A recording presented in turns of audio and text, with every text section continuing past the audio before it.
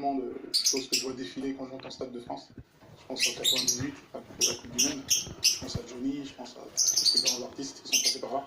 C'est vrai que le club est assez fermé. Alors on l'a dit, hein, le rap a connu une évolution incroyable au niveau de son public. C'est devenu une forme de chanson populaire. Comment vous expliquez ça? Je pense qu'aujourd'hui, le rap, c'est la nouvelle variété. C'est la musique la plus écoutée en France, dans le monde. C'est vraiment la nouvelle variété. Avant, on ne proposait qu'une seule facette du rap. C'était un rap assez dur, etc. Et on a pu aujourd'hui proposer d'autres facettes. Ça veut dire que vous n'êtes plus des bad boys totalement? Non, non. Il y a ce côté bad boy dans le rap qui existe. Mais ça reste toujours de la fantaisie. C'est toujours...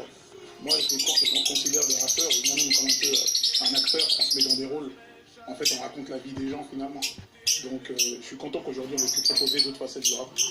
Et ça marche. Mais les rappeurs les plus purs et durs trouvent que vous êtes un peu trop sage. Qu'est-ce que vous avez à leur répondre? Je sais pas quoi répondre. Honnêtement, j'ai commencé avec le rap pur et dur. Je considère avoir évolué. Je me suis mis à chanter. Moi, je suis issu d'une famille de chanteurs. Je sais pas quoi leur répondre. Je sais pas quoi leur répondre, honnêtement. Alors, si vous pouvez leur répondre, en tout cas, parce que les rappeurs ne l'ont pas tous, ce que vous avez, c'est que vous avez une voix, vous avez du corps. Et je crois que vous adorez l'opéra. Merci. Oui, j'aime beaucoup l'opéra. Est-ce que ça vous a inspiré? Est-ce que vous avez tenté d'apprendre à chanter grâce à l'opéra notamment? D'ailleurs, comment vous avez appris à chanter? Étant plus jeune, j'ai imité beaucoup Pavarotti, j'ai fait des pièces de théâtre avec l'école, donc ça m'amusait beaucoup. Et donc j'ai pu découvrir ce style de musique de l'opéra qui est très impressionnant, je trouve ça vraiment impressionnant. Vous en faites des vocalises dans votre salle de bain? Dans la salle de bain, toujours. Votre papa était chanteur aussi, c'est lui qui vous a donné cette envie? Il m'a donné cette envie, donc sa voix tous les jours, matin, midi, soir, les vidéos de ses concerts qui tournaient à la maison, donc j'ai baigné indirectement dedans.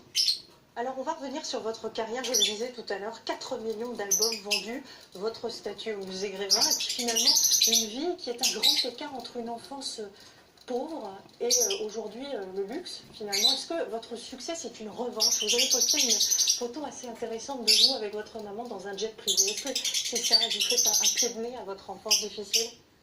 J'aime les belles choses, j'aime rêver, donc c'est un peu des choses que j'aurais voulu faire il y a très longtemps, que je fais maintenant.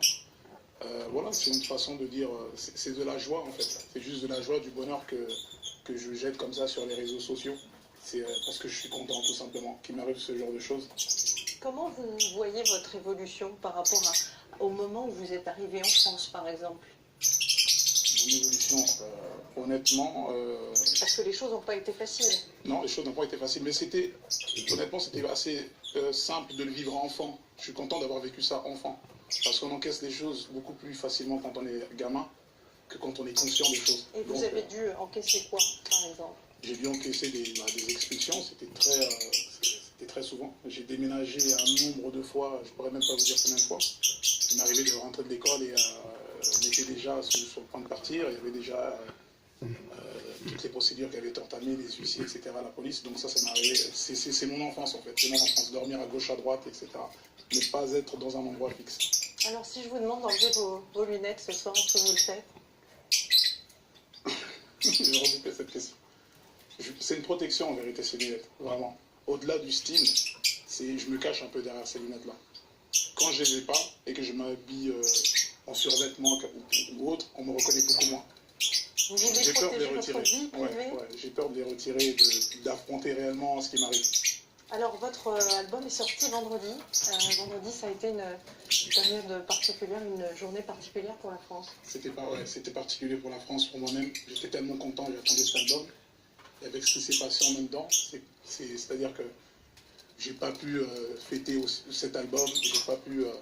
c'est terrible ce qui s'est passé. C'est terrible ce qui s'est passé. Donc c'est une date que j'oublierai jamais en vérité.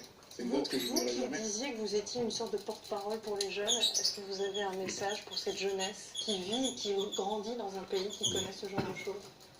Le message que j'ai à faire passer, moi je suis aussi issu d'un pays qui connaît ce genre de choses depuis des décennies. Le Congo c'est un pays en guerre depuis très longtemps. Et là quand je vois qu'en France, avec ce qui s'est passé, on ne va pas revenir sur les événements, mais voilà, moi j'ai juste envie de dire aux jeunes qu'il faut continuer à vivre. Il faut continuer à vivre, il faut continuer être productif pour les artistes. C'est une façon de combattre. C'est une façon de combattre. On combat par la musique, les artistes, par les émotions. Les gens oublient ce genre de choses avec de la musique, avec des films, avec des dessins. Donc moi, ce sont mes armes. C'est ma seule façon d'agir. Merci beaucoup en tout cas, Maître Gims, d'être venu ce soir pour le lancement de votre 3e album, Ceinture Noire. Merci beaucoup.